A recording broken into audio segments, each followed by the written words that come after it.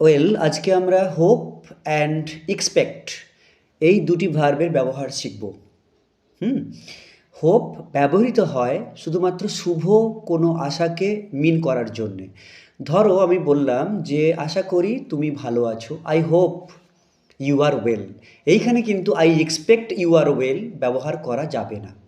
হুম কিন্তু এক্সপেক্ট ওয়ার্ডটা মানে কিন্তু হোপ নয়। হোপ হচ্ছে আশা করা, এক্সপেক্ট হচ্ছে প্রত্যাশা করা, যার মধ্যে শুভ এবং অশুভ এই দুটো সম্ভাবনাই রয়েছে।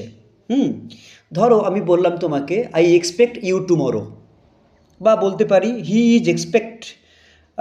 Is expected to come round, বা বলতে পারি I expect that everything will be all right. আবার এটাও বলা যেতে পারে আই ডোন্ট এক্সপেক্ট ইউ। কিন্তু এইসব ক্ষেত্রে হোপ ব্যবহার করা সম্ভব নয়। হুম তাহলে আশা করা অর্থে, শুভ আশা করা অর্থে হোপ ব্যবহৃত হবে। শুভ এবং অশুভ উভয় ক্ষেত্রে এক্সপেক্ট ব্যবহার করব। Thank you.